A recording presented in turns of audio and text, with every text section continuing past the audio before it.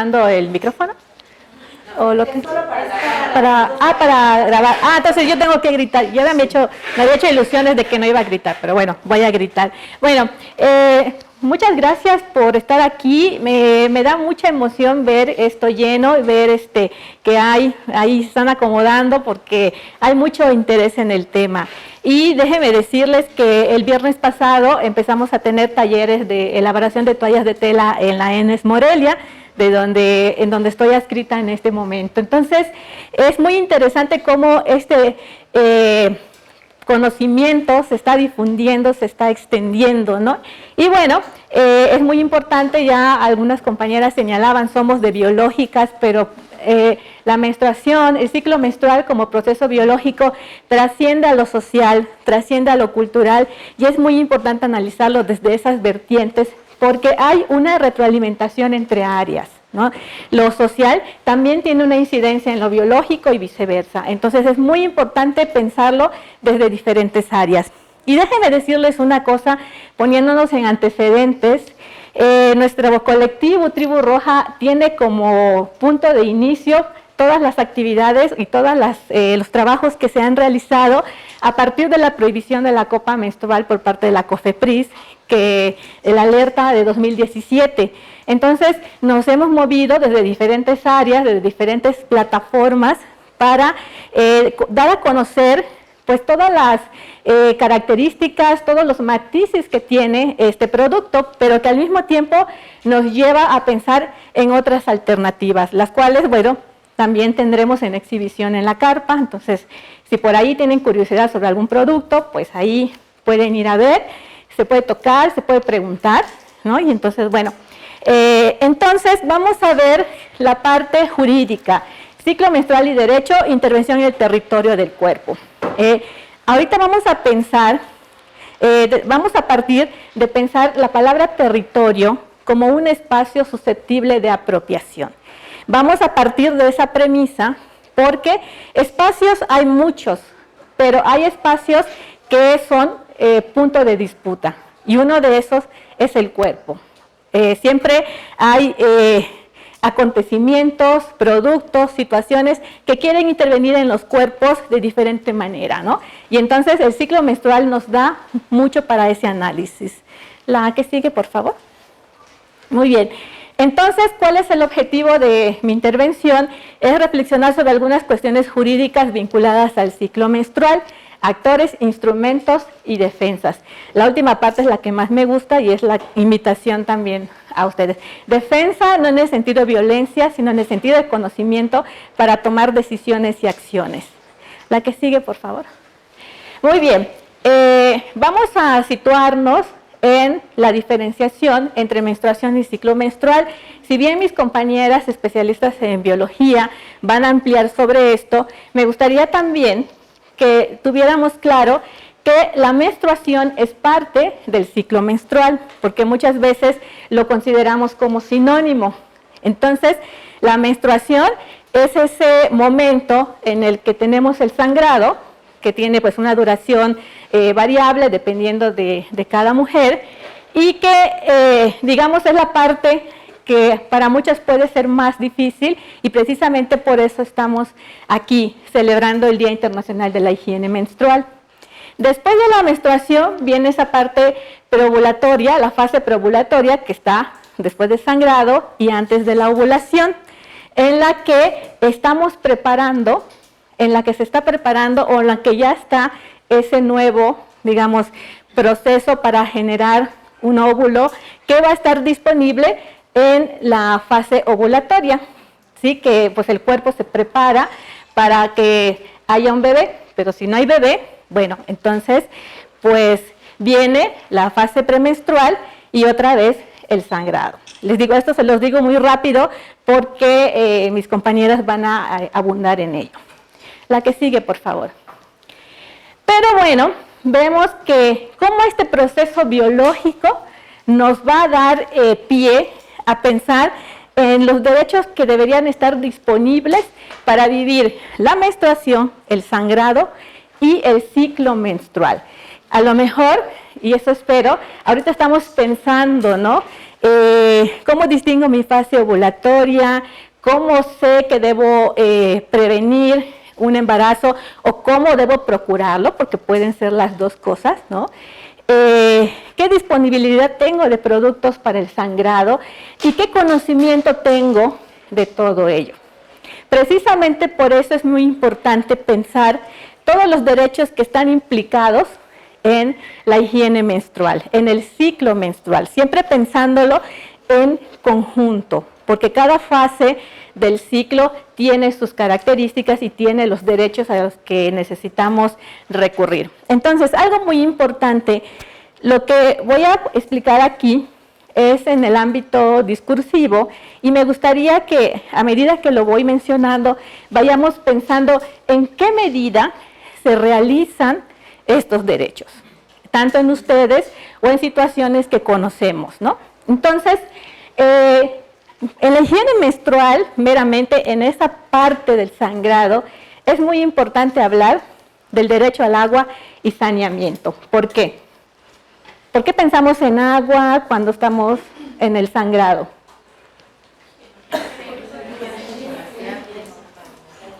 Por la cuestión de la higiene. Como ya hemos señalado, aquí la higiene la vamos a entender como una adecuada gestión, ¿no? Y ahorita, cuando estamos en este auge de los productos reusables, necesitamos el agua, pero no cualquier agua, necesitamos un agua que esté realmente disponible pues, para ese uso, ¿no? Para lavar pues tanto las copas, las esponjas, las toallas de tela y también para lo que mencionaban ustedes. Entonces, es muy importante hablar del derecho al agua y saneamiento, que si bien es un derecho que es inherente al ser humano, recientemente, a partir de 2013, se incorpora como tal en la Constitución mexicana. No estoy diciendo que antes no tuviéramos ese derecho, pero ahora ya se habla de eso exactamente, precisamente, ¿no? Otro derecho que está implicado en esto es el derecho a la salud. ¿Por qué? Porque el ciclo menstrual es un indicativo de salud, ¿no? Muchas veces consideramos, o parte de las líneas del tabú, es considerar la menstruación como enfermedad, ¿no? Hay expresiones que, por ejemplo, en España dice, me puse mala, quiere decir, me acaba de empezar el sangrado. ¿Por qué? Porque, bueno, hay mujeres que experimentan el síndrome premenstrual y durante la menstruación, pues, hay molestias, ¿no? Entonces, lo asociamos con enfermedad. Entonces, aquí es muy importante pensar que el derecho a la salud es ese estado en el que las personas tienen una visión integral, cuerpo, mente, espíritu, ¿no? En el que hay un bienestar. Entonces, por eso es muy importante cuando conocemos el ciclo menstrual, poder entender qué es el proceso biológico en sí y qué podría haber como enfermedad. Porque, como hemos dicho, la menstruación por sí misma no es una enfermedad, pero puede haber enfermedades asociadas al ciclo menstrual que es muy diferente, como la endometriosis, por ejemplo, que ese es un padecimiento que sí ya es una enfermedad que se asocia al proceso biológico, pero no es el proceso biológico en sí. Entonces, eso es muy importante, ¿no? O también la ausencia de menstruación, que también puede ser una patología, pero por sí mismo el ciclo menstrual no es una enfermedad. Entonces, el derecho a la salud, adelantando un poco, se conecta con el derecho a la educación en el sentido de conocer, de tener un conocimiento para saber en qué estado está nuestra salud. Entonces, vayamos pensando qué tanto ese acceso tenemos a la salud, ahorita que está muy fuerte toda la cuestión de las instituciones de salud públicas, ¿no? Por todo lo que ha pasado, entonces, de ver qué tanto acceso tenemos a la salud y qué tipo de instituciones nos van a garantizar o nos van a apoyar en esto. Y qué tanto también nosotros autogestionamos. Bueno, aquí me gusta mucho porque ya entramos en esta convivencia entre diferentes géneros. Vienen los derechos sexuales y reproductivos. Hace rato les decía que es muy importante conocer el ciclo menstrual, porque así podemos saber en qué momento podemos tener un bebé o hacer un bebé y en qué momento evitarlo. Entonces, ese es un conocimiento en el que necesitamos de la participación de los hombres. Por eso es muy importante que los hombres también tengan este conocimiento y que no nosotras nada más tengamos que estar viendo cómo prevenir o cómo procurar, sino que también sea un trabajo en equipo, porque a fin de cuentas es un trabajo en equipo, uno de los trabajos más bonitos, ¿verdad? Y es muy importante hacerlo con ese conocimiento. Entonces, en los derechos sexuales y reproductivos, que también está ligado a la educación, podemos procurar, podemos tener acceso al conocimiento y a los mecanismos para gestionar nuestra vida reproductiva y también para tener una sexualidad mucho más placentera, mucho más abierta. Me refiero a abierta, que no tengamos tabús, porque es otro tema también, en el que a veces hay muchos malos entendidos. Entonces es muy importante que los derechos sexuales y reproductivos, bueno, estén ejerciéndose adecuadamente, pues bajo la base del conocimiento. Muy bien. El otro, bueno, en el caso del derecho a la salud, está previsto en el artículo 4 de la Constitución mexicana, y los derechos sexuales y reproductivos no se mencionan como tal, pero se consideran parte del derecho a la salud. Luego tenemos el derecho al libre desarrollo de la personalidad.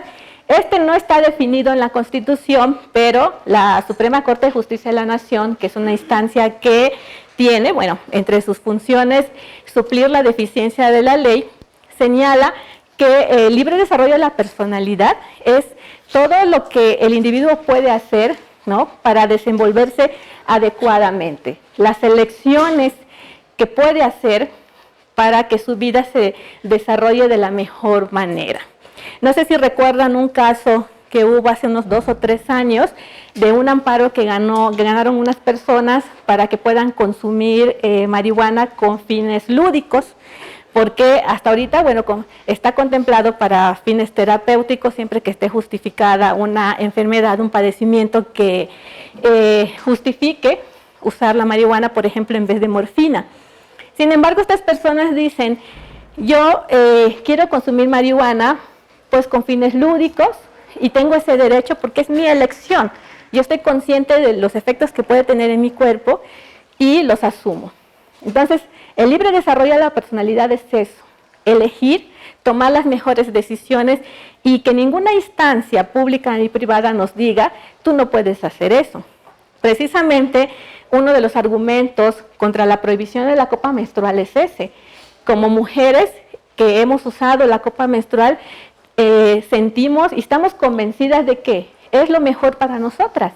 Entonces, ¿por qué una institución que tiene muy poca información y avalada y científica sobre el tema, la prohíbe directamente? Entonces, por eso es muy importante como ciudadanos decir, oigan, ahí tenemos que hablarlo. Luego, ya en los temas de, por ejemplo, en el sangrado, el derecho a la no discriminación. Como mencionaban en el documental, les decían, tú no puedes rezar, no puedes entrar al templo porque estás menstruando. Hay muchas culturas en las que los días de sangrado son considerados impuros y entonces eso excluye a las mujeres de muchas actividades sociales, ¿no? También el hecho de que, por ejemplo, nos ponen, bueno, eso hay una discusión allá, en la alberca, pues no entres, o que en el baño nos digan, yo he visto letreros en baños que dicen, por favor, limpia bien la taza porque nadie tiene por qué enterarse de que estás menstruando. O sea, hay maneras de decir, se limpia, está bien, pero no así como que, hay que nadie vea allá tu sangre, de una manera muy burda. Entonces, esto tiene que ver con la no discriminación.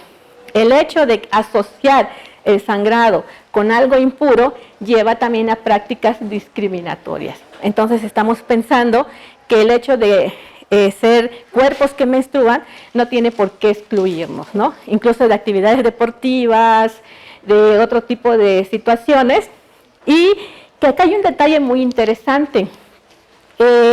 En el trabajo de Tribu Roja nos hemos encontrado con muchas mujeres que nos preguntan, ¿cómo puedo cortar la menstruación? Porque precisamente mañana me caso y mañana empieza el sangrado.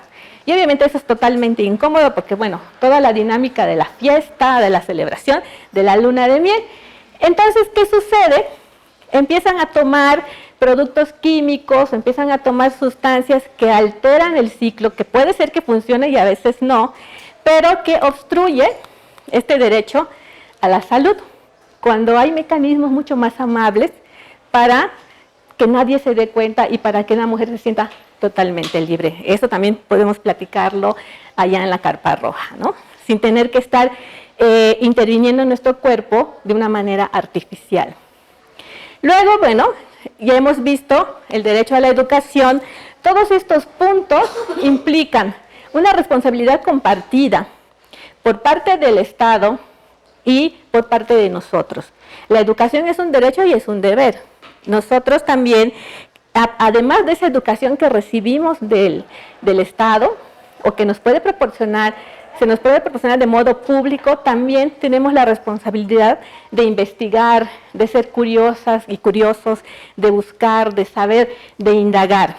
Yo les digo esto porque hace 8 años empecé a usar la copa menstrual y fue el cambio radical en mi vida, ¿no? De por sí, yo no he tenido una experiencia traumática con la menstruación, pero la copa menstrual cambia la vida y eso lleva a que uno siga aprendiendo, conociendo, preguntándose qué pasa en el cuerpo, ¿no? Entonces, bueno, una cosa lleva a otra. Y la educación es muy importante en este sentido, por eso hay diferentes fuentes en donde nosotros podemos aprender. Incluso, a veces, estos temas dependen de la confianza que tengamos en familia, pero no los hablamos con las mamás, las abuelas, las tías, y a veces ellas tienen mucho conocimiento que nos pueden compartir, pero pues nos da pena, ¿no? Hablar, preguntar. De hecho, todavía en muchos sectores, así estamos como que cuando decimos menstruación nos decimos bajito, es que tiene su periodo, ¿no? Así como que nadie se dé cuenta, ¿no? Entonces, esto es hablarlo. Y entonces aquí viene también la acción colectiva. Y bueno, otro de los derechos que están asociados al ciclo menstrual también es el derecho al trabajo, aunque parezca que no. ¿Por qué? Porque muchas mujeres tienen padecimientos asociados al ciclo menstrual que a veces las hacen, pues las incapacitan en términos de derecho, en términos laborales, para ir a trabajar. Yo he conocido mujeres que el primer día de la menstruación tienen tal cólico que ni siquiera se pueden levantar. Entonces, eso de faltar al trabajo, pues tiene las consecuencias, descuentos, despidos, ¿no? Entonces, ¿cómo una cosa puede llevar a otra? Entonces, por eso es muy importante también prever estas situaciones. Hay países en Europa, si mal no recuerdo, Italia ya considera como causa de incapacidad el síndrome premenstrual. Obviamente tiene que justificarse, tiene que haber un examen médico, una situación recurrente, ¿no? Porque a veces hay quienes a veces nos da, a veces no. Entonces, bueno, ya hay quienes sí. Entonces, eso ya se convierte en una cuestión médica que sí justifica una incapacidad. Entonces, como parte de las prestaciones también debemos considerar el ciclo menstrual en su totalidad. La que sigue, por favor. Muy bien. Entonces, hemos visto muy rapidito los derechos implicados en el ciclo menstrual. A mí me gustaría que me dijeran qué tanto se realizan en la experiencia que ustedes han tenido o que han visto. ¿Qué tanto se realizan estos derechos? Como decir, yo tengo todos esos derechos, los ejerzo libremente. ¿Quién puede decir eso? ¿Tú? Si cuentas con todos esos derechos, ¿nos podrías señalar uno en específico? Pues sí, por ejemplo, yo sí tengo la ventaja de que trabajo por mi cuenta y, por ejemplo, los días que menstruo, por lo menos el primero, el segundo, me los descanso, me quedo en mi casita, me consiento. También el derecho de salud reproductiva, por ejemplo, también desde que empecé a usar la copa y a meterme en todo este conocimiento de ginecología natural, pues fui conociendo más mi cuerpo, reconociendo mejor mis fases del ciclo menstrual, mi fase fértil, sobre todo porque con mi pareja nunca hemos usado anticonceptivos hormonales ni de ningún tipo.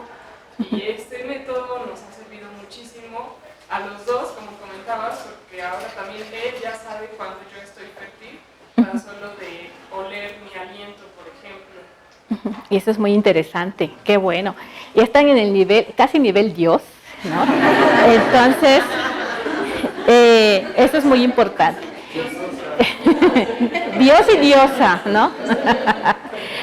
Ok, bueno, me da mucho gusto escuchar estas experiencias, pero pues también tenemos unas experiencias diferentes, como el caso de la alerta, ¿no? De la COFEPRIS, y entonces es muy interesante pensar qué tanto las instituciones públicas, empresas privadas, instituciones médicas, intervienen en nuestro cuerpo a raíz de información errónea y de productos que a la larga pueden tener impactos negativos, ¿no? Sí. Disculpe la interrupción, pero me da curiosidad saber cuál es el argumento de la COFEPRIS en específico para prohibir la copa menstrual. Sí, todo surgió a partir de una queja de una usuaria, una chica que intentó usar la copa menstrual.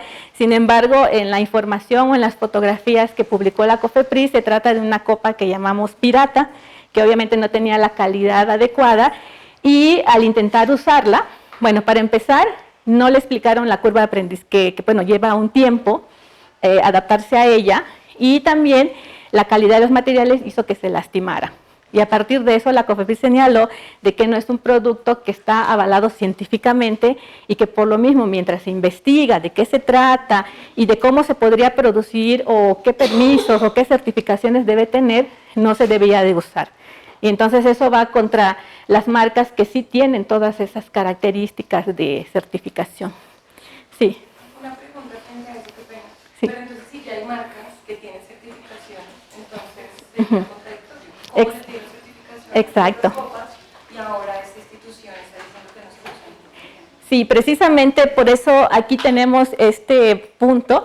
Bueno, esta frase, lo personal es político, que ha sido utilizada como pues consigna del movimiento feminista, que todas estas situaciones que son íntimas, privadas, también tienen que discutirse en la esfera pública para poder encontrar mejores soluciones y acciones. Una de esas situaciones es la medicalización. Yo sé que hay médicos aquí, no estamos juzgando a nadie, pero sí la medicalización quiere decir que consideramos como enfermedad cualquier proceso biológico. Por ejemplo, se considera el embarazo como una enfermedad, por eso muchos dicen se alivió, ¿no? La menstruación y otras situaciones.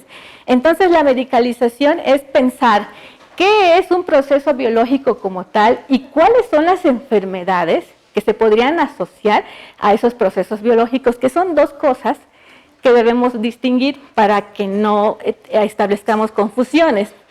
¿Y en qué circunstancias esa práctica médica puede integrarse al ciclo menstrual? Es decir, cuando necesitamos atender una enfermedad y no en general, ¿no? Entonces, otra de las cosas, y señalando o subrayando lo que decía la compañera, la comercialización también es una situación muy interesante porque aquí ya entramos en las dinámicas empresariales. ¿Y cuáles son los intereses de sujetos poderosos y que sus poderes radican en la comercialización de determinados productos que están asociados a la obsolescencia planificada, ¿no? Es decir, lo usamos unas horas y lo tiramos. ¿Por qué? Necesitamos comprar otra vez.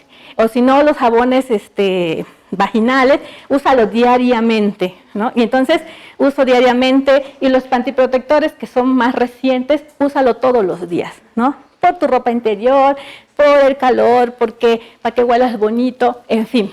Entonces, aquí esta cuestión, la COFEPRIS no ha señalado, y hasta la fecha, estamos hablando 2 años después, no ha establecido los parámetros para la fabricación ni para la importación y mucho menos para la comercialización de la copa menstrual, pero ya le otorgó registro sanitario a 2 marcas.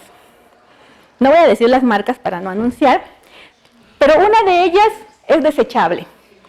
Entonces decimos, si nuestro objetivo es el 0 residuos, ¿qué estamos haciendo con estos registros sanitarios? ¿Qué hay detrás del registro sanitario? ¿Es solo la ciencia? ¿Es solo la certificación?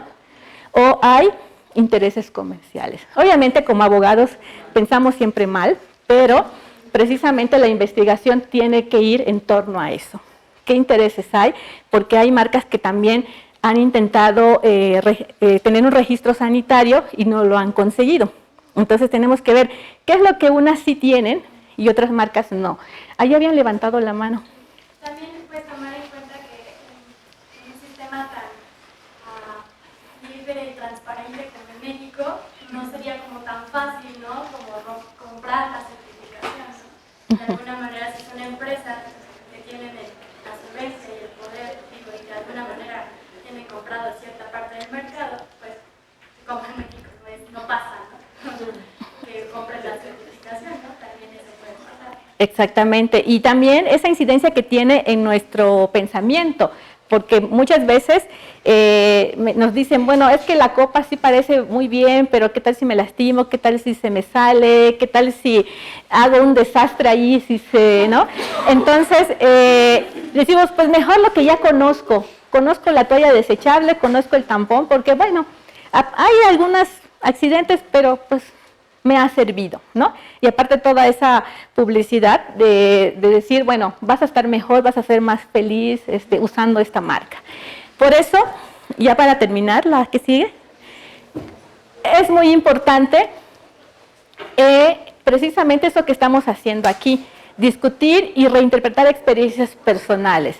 Tenemos dos elementos, el autoconocimiento, que decía que viene a la par con la educación de diferentes fuentes, y la comunidad, que eso nos va a dar el empoderamiento, esa palabra que utilizamos mucho, nuestro empoderamiento.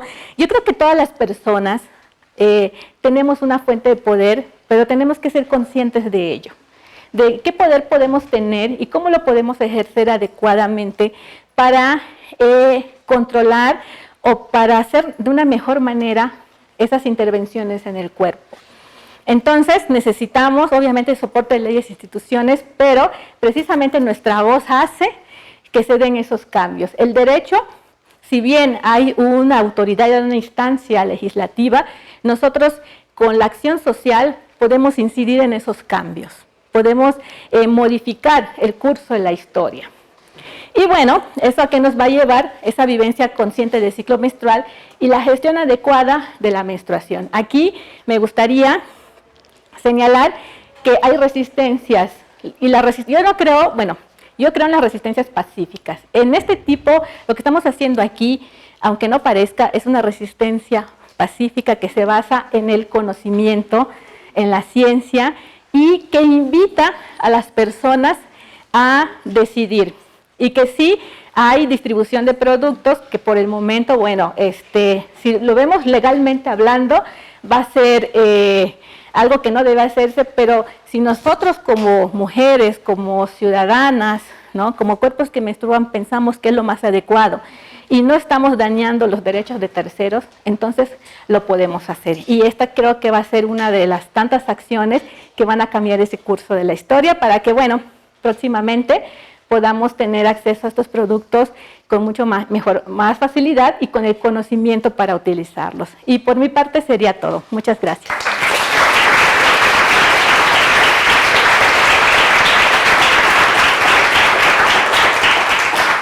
Las preguntas. No sé si alguien tenga alguna pregunta más. Yo quería comentar que el día de ayer estaba leyendo un artículo de Argentina en donde un político, la verdad no me acuerdo cómo se llama, estaba implementando el que la copa menstrual se diera en los hospitales y los centros de salud como si fuesen condones, ¿no? Por ejemplo, ahorita pues en cualquier lugar te los reparten, te los regalan, y se estaba implementando esta como propuesta, esta idea de obsequiar las copas menstruales a las mujeres, y me pareció una idea realmente fantástica que pudiéramos en algún momento implementar aquí en México, ¿no? O empezar como este movimiento, como usted comentaba, de ver, pues estos son nuestros beneficios, ustedes pues tal vez no los ven o no los quieren hacer ver a las demás personas, pero pues sí considero que es como muy importante, me llamó mucho la atención. Pues no, tampoco estaba enterada, pero qué bueno. Y obviamente es muy interesante que este otorgamiento de las copas esté acompañada también de la capacitación, la enseñanza. Ahorita lo que tenemos en México son acciones privadas. De hecho, la compañera Nayeli estuvo haciendo unas actividades para donar copas, colecta, para donar copas a un albergue, ¿verdad? A una casa hogar. Una casa. Se imaginará que es un grupo vulnerable que normalmente no tiene acceso a este tipo de productos, ¿no? Las cuidadoras me decían, es que tenemos que conseguir cada mes como unas 500 toallas, ¿no? Y no tenemos dinero como para decir las vamos a comprar, no es, vivimos de donaciones. Entonces, pues, es como uno de los casos, todavía estoy ahí porque, como sabrán, es un proceso el usar la copa que no es te la doy y ya, ¿no? Más con todos estos tabús que tenemos en México y pues finalmente son niñas que van a empezar a usarla desde sus primeras menstruaciones. Entonces es todo un proceso. Muy bien. Ahí ¿habías levantado la mano? Sí. Nada más como una duda de esto de gestión adecuada de la menstruación refiere a esta parte de la higiene. Sí, sí. ¿Alguna otra? Sí. Yo tengo una duda. Estabas hablando de la copa menstrual. ¿Qué pasa con la toalla de tela? ¿También está fuera de la legislación? Estoy muy mal en el tema, Sí. la verdad. Entonces, ¿también la toalla de tela está fuera de la legislación? La toalla de tela no, porque no es un producto que se inserta en el cuerpo. La cuestión que es más delicada de la copa menstrual es que es un producto que se inserta en el cuerpo. Entonces, precisamente eso genera otro tipo de exposición, ¿no? Las toallas de tela no tienen ninguna mención, ningún problema, y en derecho lo que no está prohibido está permitido. Entonces, ahí no hay ningún problema. Sí. Bueno, quisiera un poco salir también del tema solo centrado en la copa, porque pues es toda una discusión el tema del uso de la copa, es legal, si no, pero pues hay muchos otros métodos. Entonces están las toallitas de tela, están los protectores de tela que incluso los podemos realizar nosotras, porque hace una generación atrás o dos ya usaban ellos sus trapitos, las abuelas usaban sus trapos, sus telitas y las lavaban. Entonces es un ejercicio también de conciencia. Pero también están las esponjas que se introducen como un tampón. Y otro tema que ya es más sui generis y más de la diosa, diríamos por acá, es el tema de que si todo es fisiológico, entonces la menstruación también es un proceso fisiológico, así como ir al baño a orinar. Claro. Entonces nosotras podríamos tener la capacidad en algún momento, mujeres, y eso es algo que tenemos que aprender, que si yo voy a menstruar, yo sé cuándo voy a menstruar. Sí. Y entonces no voy a necesitar ni siquiera de usar ni copa, ni toalla, ni nada, es un ejercicio de conciencia del cuerpo. Entonces es importante que en estos diálogos que se están generando, que los agradezco mucho además, podamos llegar a ese diálogo, o sea, a ese momento de reconocer tanto el cuerpo, que podamos hacer eso. Yo tengo una amiga que lo hace. El sangrado libre. El sangrado libre. Sí. Aquí y luego tú. Yo tengo una duda. ¿Ustedes están convencidas de que realmente la copa menstrual no genera ningún tipo de contraindicaciones a la larga? O sea, por ejemplo, yo he visto el caso de médicos que a la larga se hacen alérgicos al silicón de los propios guantes de tanto estarlos utilizando. Entonces, en la copa menstrual se habla de un silicón quirúrgico. Sin embargo, muchas cosas de la medicina actual son realmente poco amigables con el ser humano. En ese sentido, ¿qué tan segura es la copa para brindársela a una niña que finalmente es algo que se inserta en el cuerpo? Pues, Sí. vamos justamente a tratar acerca de eso en la siguiente ponencia. Si quieres esperar un poquito, solamente mencionar, los guantes son de látex. Este sí genera Alergia. algún tipo de alergia. Pero ahorita vamos a gracias. Sí, la compañera... Nada más para preguntar, que yo tengo sobrinas, hijas jóvenes, y realmente nada más para preguntarte, porque dijiste que tienes 8 años usando la copa, ¿por qué dijiste me han cambiado la vida? O sea, esa expresión